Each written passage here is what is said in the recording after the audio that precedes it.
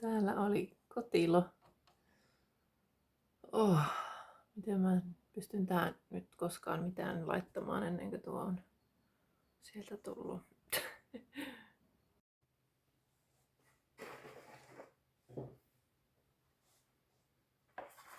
No näin. Nyt niin kuin näkyy, niin on jättänyt puolet tyhjäksi ja sitten mulla on puolet täytettynä mullalla, koska tässä on 60 tällaista miniruukkua ja mä aion tänään vain kylvää 30. No niin, moi. Ja se vain 30, mitä mä aion kylvää, on tomaatteja ja munakoisoa. Mulla on tätä munakoisoa tämmönen Black Beauty. Tää on ollut... No, siis tää on iso pussi. Tässä oli 150 siementä ja mä en ole käyttänyt niitä kaikkia, niin mä en ala tilaamaan lisää munakoisoja, koska mä en yleensä saa hirveästi munakoisoja. Mutta on siis, välillä mä saan tosi hienoja, valtavia, siis on saanut tämän kokoisia, ihan tämmöisiä kaupan kokoisia. Mutta sitten viime vuonna, ehkä se johtui siitä, että oli niin kylmä kesä, mutta mä sain vain pikkuriikkisiä. Ja mulla on tommonen pieni kasvihuone tuolla. Ja viime vuonna mä päätin, että se on mun munakoiso kasvihuone. Niin mulla on siellä, nyt mä en ole kyllä ihan varma, että kuinka monta paikkaa siellä oli, mutta mä aion laittaa ehkä joku, mä laitan aika paljon näitä. Ja toivon, että tulee munakoisia, mutta sitten on tomaatit. Ja viime vuonna päätin, että mä en laita niin paljon tomaatteja, siis ei niin monta tainta, vaan mä aion laittaa vähemmän taimia ja hoitaa niitä paremmin. Mutta mulla on niin paljon erilaisia tomaatteja. Tigerella. Nämähän on siis, ne on vain niin söpöjä, kun ne on raidallisia. Niin näitä pitää laittaa. Sitten viime vuonna mä ostin tämän. Ananas. No eikö oo nyt ihana. Se on pihvitomaatti ja se on aivan valtavan kokoinen. Ja näistä tuli hienoja. Ja sitten kun niihin leikkaa, niin siellä sisällä on semmosia vaaleanpunaisia raitoja. Niin söpö. Sitten Black Prince. Koska jokainen haluaa erivärisiä tomaatteja. Ja nämä kasvaa tosi isoiksi. Tämä on tosi satoisa ollut mulla ainakin. Ja mä oon käyttänyt näitä sitten niin kuin, ihan kun mä teen tomaattikastiketta ja kaikkea, mä säilyn tomaatit lähinnä kastikkeena, niin tää on ollut oikein hyvä. Tää on myös tuoreena ihan hyvä. Ja siis sehän on niin ihanaa, kun sulla on eri värisiä tomaatteja, näin kaikenlaisia, ja sitten sä teet tomaattisalaatin, niin sä et tarvi siihen mitään muuta kuin vähän basilikaa sitten perään. Sitten mulla on nämä Rooma. Nämähän on ihan tämmöisiä just semmosia kastike- ja sose-tomaatteja. Tosi satoisa, ihana, hyvän makuiset. Ja sitten amateur, eli harjoittelija. Tää on tosi hyvä. Tää on pensastomaatti, niin tää ei kasva niin korkeaksi kuin nuo muut. Mutta tää on tosi satoisa. Mulla haasteena tämä tomaatti on, tai tämän tomaatin haaste on se, että koska se on pensastomaatti, niin sitten kun nämä hedelmät kypsyy, niin oksat on hirveän painavia ja sitten ne aina tippuu maahan. Että tämä ehkä vaatisi jonkun semmoisen häkin, kun mulla on muuten, mä oon vaan sitonut langalla nuo tomaatit muuten sinne kasvihuoneeseen, mutta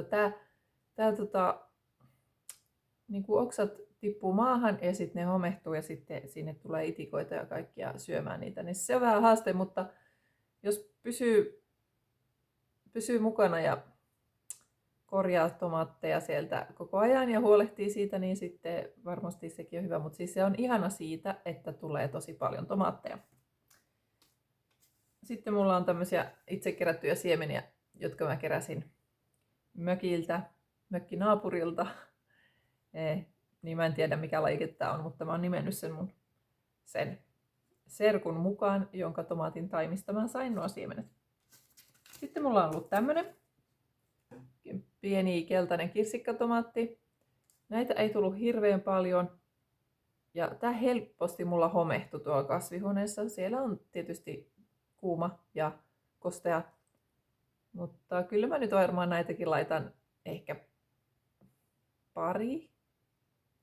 Koska se on vaan niin kivaa, kun on erilaisia. Ja sitten mun uudet siemenet. Sun Gold. Jonka siis pitäisi olla makeaa kuin karkki. Niin pakkohan näitä on kokeilla. Nämä oli tosi kalliit siemenet. Niin mä en aio laittaa nyt hirveän monta.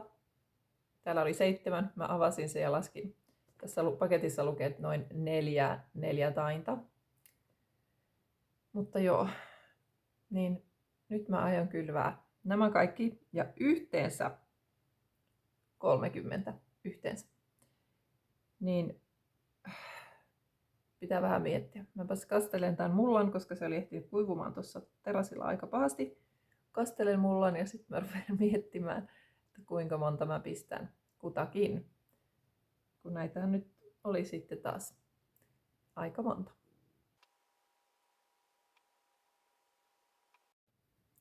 Silloin kun multa on kuivunut niin kuin tosi kuivaksi, niin sillä kestää vähän niin kuin ruveta imemään sitä vettä, että sille pitää oikeasti antaa aikaa, että se sit saa niin kuin imettyä sen veden itseensä, koska muuten se vaan niin kuin karkottaa veden itsestään ja silloin siemenet ei viihdy siinä. Joten annetaan sille hyvin aikaa oikein imeytyä nyt tähän, että siitä tulee hyvä kasvualusta. Sillä aikaa mä voisin näyttää, että mä oon nyt käynnistänyt bataatit. Jos haluaa kasvattaa itse bataattia Suomessa, niin se vaatii melkein sen, että huolehtii, että sillä on tarpeeksi lämmin, koska se tarvii oikeasti tosi lämmintä. Ja ne voi käynnistää itse siis, kun ostaa vaan luomubataatteja, niin niistä voi sitten kasvattaa omat semmoset bataatin alut. Ja jos ei ole oikein lämmintä paikkaa, mielellään saisi olla yli 25 astetta, 25-30 astetta, niin sitten ne lähtee ehkä jopa parissa viikossa. Mutta mulla ei ole ihan niin lämmintä paikkaa, niin ne on hitaita lähtemään mulla, ja siksi mä oon käynnistänyt ne jo hyvissä ajoin, jotta mä ehdin saada ne sitten, kun ulkona lämpiää, niin että saan ne sitten maahan mahdollisimman pian. Ja sinne, kun mä laitan ne maahan, niin mä laitan myös siis mustaa muovia päälle, jotta se maa lämpenee ja pysyy tosi lämpimänä. Mä teen kohopenkin ja sitten olisi vielä hyvä peittää ne vielä, niin kuin tehdä semmoinen minikasvihuonetunneli niiden päälle. Jotenkas siinä on ihan oma hommansa, mutta se on kiva. Mäpäs näytän mun bataatit. Näin, eli näin tällainen pro minikasvihuone, eli ihan pelkkä tämmönen hedelmäpussi. Ja nyt mulla kävi niin hyvä säkä, kun mä ostin nämä luomubataatit, että ne tuli tässä tällaisessa niin kuin vadissa, tämmönen muovipohja. Ja täällä oli 3 bataattia, 3 mukulaa, ja tässähän luonnollisesti ei ollut multaa, vaan mä lisäsin tänne, tai laitoin tänne alle multaa ja sitten mä asetin nämä bataatit tähän päälle. Ja nyt tässä näkee, en tiedä näkeekö, mutta tuossa on siis pieni juuri tulossa, myös tuossa näkyy olevan, että nämä on kyllä lähtenyt nyt niin kuin kasvamaan. Nyt nämä on vähän turhan märkiä. Siis tässä on semmonen juttu, että saa vähän seurata, että ne ei lähde homehtumaan eikä mätänemään. Mutta niillä pitää olla melko kosteita ja sitten lämmintä. Ei tietenkään niin, että ne paistuu, mutta 25-30 astetta. Ja jotta tämä kosteus pysyy, niin siksi mä pistin jopa tämän pussin eka takaisin. Ja sitten mä pistin vielä toisen pussin päälle, mutta nyt nämä on niin kosteita ja pikkusen on lähtenyt jo tapahtumaan, niin mä aion pistää vaan tämän pussin takaisin. Ja mä yritän pitää näitä nyt, kun aurinko näyttäisi paistavan tässä tänään, niin mä jätän sen tähän pöydälle ja annan auringon lämmittää tämän pussin. Muuten niin se voi alkuun pistää johonkin lämpimään paikkaan, vaan ihan pimeeseenkin. Tuossa näkyy ihan selkeä juuri. Hyvä. Mutta se, mitä me siis halutaan näistä, on, että sieltä lähtee versoja. Ja sitten, kun niitä versoja lähtee, niin sitten mä näytän, mitä tehdään. Mutta jos haluat kasvattaa omaa bataattia, niin nyt kyllä pitäisi ne käydä hakemassa. Ja hae luomubataatit, koska ne, mitkä ei ole luomua, niin niissä saattaa olla jotain sellaista, mikä estää niitä lähtemästä kasvuun. Niin luomubataatit lähtee. Eli käy hakemassa. Ja sitten vaan kasvihuone takaisin päälle. Yrittää jättää sinne vähän ilmatilaa. Siinä. Ei se sen kummempaa ole. Nyt on siis sen verran monta erilaista tomaattia, että ihan pakko merkata, mitä mä pistän mihinkin. Ja mä tosiaan käytän tämmöisiä jogurttipurkkeja vanhoja. Ja mä leikkaan näistä vaan suikaleita. Koska näähän pysyy hyvin sitten tässä mullassa.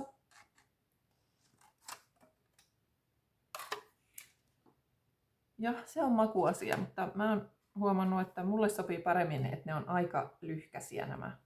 Koska mä en käytä niitä sitten enää tuolla pihalla, vaan mä käytän niitä vaan tässä näin, kun mä kylvän. Niin se on parempi, että ne ei ole niin pitkiä, nämä mun laput. Niin. Sitten kirjoitetaan näihin, että mitä kaikkia tomaatteja meillä on. Niin sitten ei tarvitse yrittää muistaa sitten, kun ei kuitenkaan muista. Mä aina ennen ajattelin, että kyllä mä muistan, mitä siinä on. Mutta ei muista oikeasti.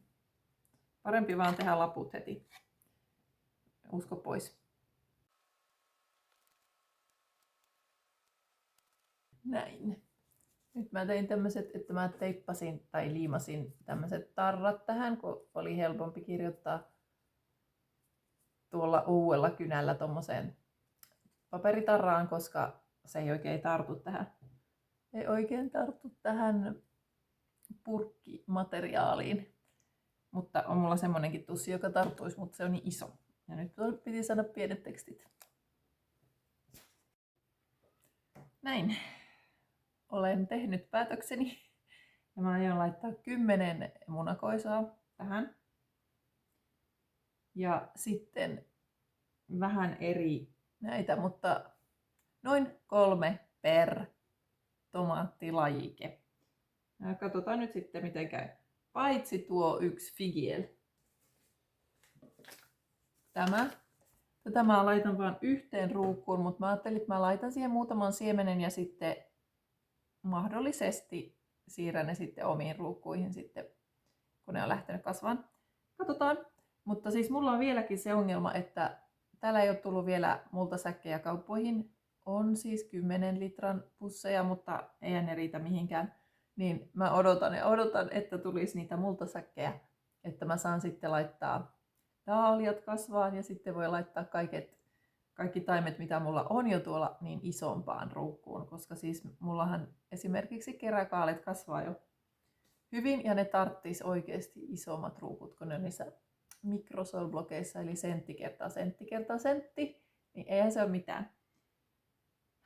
mitään niille. Se on aivan liian pieni, mutta multaa tarvitaan, että saadaan laitettua sinne. Mä en tiedä, miten multa meni ohi viime syksynä ostaa multaa kotiin varastoon. Mä yleensä aina ostan syksyllä, koska silloin se on tarjouksessa, ja sit sulla on sitä alkuvuodesta, kun sä tarvitsit. Mutta ei muuta kuin kylvämään.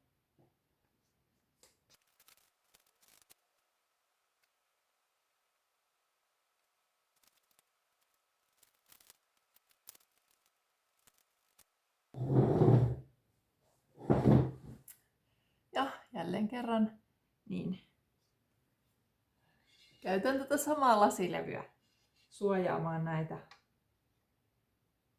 Tai lähinnä se nyt on, että pitää kosteuden sisällä ja sitten pitää ne harsosääsket pois täältä. Nythän mulla on kyllä sitä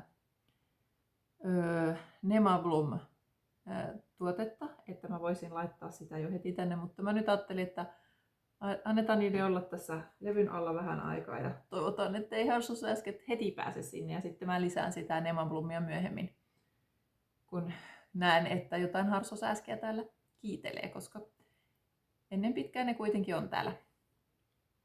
Se on ihan varma. Oho, kylläpäs lamppu heijastuu tosta, mutta siis täällä on nyt syvälle painettu nuo laput, mitkä jää tänne alle. Ja tuo Tigerella, missä on useampi sitten tai useampi ruukku, niin se on tossa vaan päällä, kun se oli niin pitkä, että se ei mahtunut. Ja sitten ne, jotka on reunassa, niin ne saa sitten jäädä tälleen tuosta reunasta. Noin. Nyt on sitten tomaatit ja munakoisot laitettu ja myös bataatit tuolla omassa minikasvihuoneessaan. Hieno, mutta ei sen tarvitse olla hienoa. Siitä tulee hienoa. Ja tässä on lähtenyt kasvaan hyvin mun tavallinen basilika. Sitruunabasilikasta ei näy jälkeäkään, mutta harsosääski näkyy. Ja ei näy kyllä muuten, no on tuossa nyt lähtenyt. Ja sitten tuolla välissä, ei ruukussa, vaan tuolla välissä, niin on lähtenyt leijonankita. Tähän tuli vähän hometta pintaan, että pidetään peukkuja, että se ei häiritse. Mutta basilikat on hyvin tulossa. Tää ei ole nyt mun ton kasvilampun alla, koska siellä rupeaa olemaan vähän huonosti tilaa, mutta voisin kyllä vielä tämän sinne viedä. Nippanappa mahtuisi. Mutta siinä kaikki tältä erää. Kevät tulee ja kohta saa ihan niin kuin todenteolla ruveta kiiruhtamaan kaiken kanssa, kun pitää siirtää isompiin ruukuihin ja pitää kylvää paljon enemmän, mitä voi ruveta kylvään sitten pikkuhiljaa huhtikuussa ja sitten toukokuussa varsinkin. Täällä meillä ei voi suorakylvää hirveästi, mutta juureksethan kyllä voi. Jos ei ole jo syksyllä kylvänyt niitä, mutta sitä mä en tehnyt, niin sekin on tässä edessä, mutta ei vielä. Ei vielä. Ei vielä pysty kylvämään. Mutta kyllä se tästä.